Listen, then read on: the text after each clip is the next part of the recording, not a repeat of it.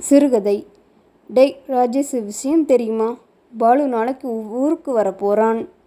அப்படியா? மகிழ்ச்சி. ஆமாம், நாம் அவனை ஏர்போர்ட் போய் அழைப்போமா? பார்க்கலாம்.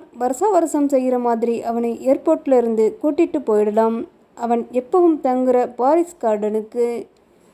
ஓகே, நண்பர்கள்கிட்ட எல்லாம் இன்ஃபார்ம் பண்ணிவிட்டு நாளைக்கு எத்தனை மணிக்கு ஃப்ளைட்டுன்னு கேளு. எப்பவும் போல தான் 7:20க்கு. நாம் 7 மணிக்கு அங்கே நிற்கலாம். அப்பா, இந்த முறை நாங்களும் உங்களோட வருவோம். இரண்டாவது மகள் அஞ்சனா பாலுவிடம் கேட்டாள். வேண்டாம் குட்டி, 2 நாள் தான். பழைய ஃப்ரெண்ட்ஸை பார்த்துவிட்டு வந்துடுவேன். ஏன், நாங்கள் வந்தா என்ன என்று பெரியவள் பிலோமி அவனிடம் வேகமாய் கேட்டாள். இல்லைடா, நீங்கள் வந்தாலும் உங்களை வெளியில் கூட்டிகிட்டு போக முடியாது. வெளியில் வெயில் அப்படி இருக்கும். பரவாயில்லை அப்பா, எங்களுக்கும் உங்கள் ஊரை பற்றி தெரிஞ்சுக்கணும் இல்லை? அதுவும் சரிதான். மனம் நினைத்தாலும் இவர்களை எனது ஊர்தான் என்று நிரூபிக்க எங்கு கூட்டி செல்வேன்? 4 வருடங்களாக செல்கிறோம். ஆனால் ஒருவர் வீட்டுக்கும் சென்றதில்லை. ஹோட்டலில் ரூம் எடுத்து தங்குகிறோம். நண்பர்களுடன் ஊட்டி, கொடைக்கானல் இப்படி எங்காவது கிளம்பி பார்ட்டி, செலவு, கும்மாளம் எல்லாம் முடித்துவிட்டு மீண்டும் 3வது நாளில் அங்கிருந்து கிளம்பி வந்து விடுகிறோம். இவர்களையும் கூட்டி போய் எதை காட்டுவது என்று யோசித்தார். மனைவி சித்ரா இவனது யோசனை செய்யும் முகத்தை பார்த்துவிட்டு, இவங்களை கூட்டிட்டு போனால் உங்கள் ஃப்ரெண்டுகளோட குடிச்சு கும்மாளம் போட முடியாது, அப்படித்தானே யோசிக்கிறீங்க அப்படின்னு கேட்டா. படாரென்று போட்டு உடைத்தார் போல பேசிவிட்டாள். இந்த 4 வருடங்களாக எத்தனை முறை தானும் வருவதாய் கேட்டிருப்பாள். இவள் வந்தால் நண்பர்களுடன் ஜாலியாய் என்ஜாய் பண்ண முடியாது என்று தானே தவிர்த்து வந்தான் அவன். அவள் முகத்தை உறுத்து பார்த்தான் பாலு. என்ன முறைக்கிறீங்க? உங்கள் அப்பா அம்மா எல்லாம் சின்ன வயசுலேயே அந்த ஊரை விட்டு வந்துட்டாங்கன்னு சொல்கிறீங்க. இந்த 4 வருஷம் தொடர்ந்து ஊருக்கு போகிறேன்னு 2-3 நாள் ஹோட்டலில் தங்கிட்டு அவ்வளவு செலவு பண்ணிட்டு வர்றதில் என்ன பிரயோஜனம்? உங்களுக்கு தூரத்து சொந்தம் ஒருத்தர் கூடவா உங்களால் கண்டுபிடிக்க முடியலை? பாலுவுக்கு இது நியாயமான கேள்விதானே என்று தோன்றியது. என் நண்பனாய் இவனது ஹோட்டல் அறைக்கு வரும் நரேன், சுரேஷ் இவர்கள் எல்லாம் தூரத்து சொந்தங்கள் தானே. ஒரு முறை கூட வீட்டுக்கு வாயேன் என்று ஏன் அழைக்கவில்லை? பார்ட்டி என்றவுடனே எங்கிருந்துதான் அத்தனை நண்பர்களும் வந்து குவிவார்களோ?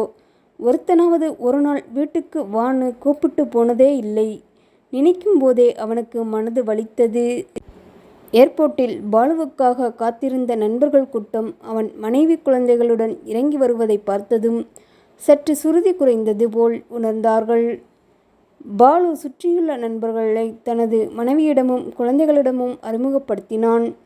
எப்பொழுதும் அவனுக்காக தன்னுடைய காரை எடுத்து வரும் ரமேஷ் இவன் குடும்பம் ஏறிக்கொண்டதும் வழக்கமான போகிற ஹோட்டல் தானே என்றான்.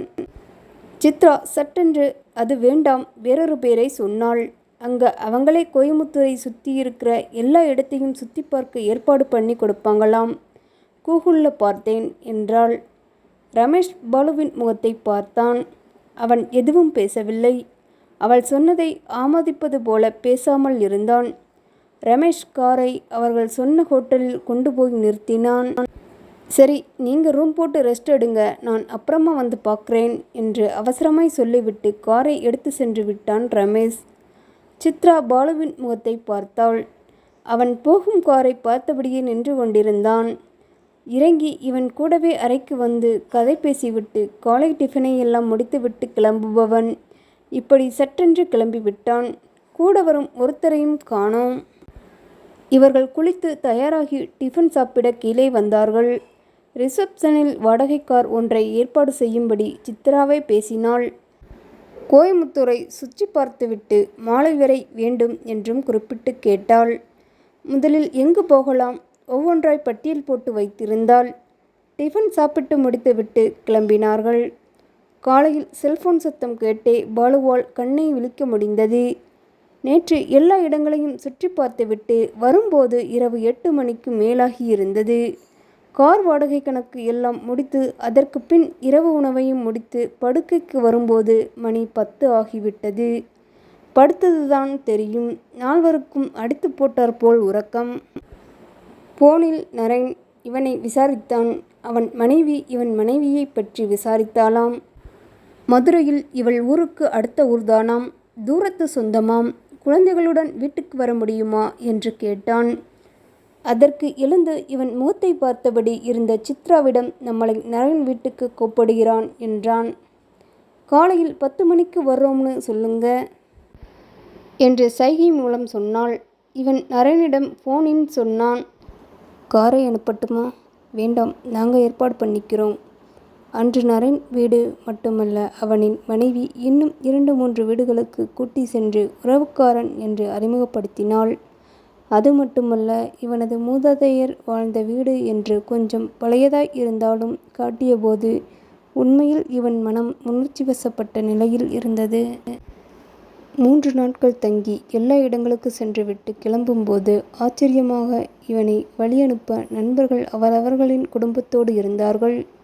இந்த 4 வருடங்கள் வந்து சென்று கொண்டிருந்தாலும் முதலாக இந்த பயணம் உண்மையிலேயே அவனுக்கு திருப்தியாய் இருந்தது.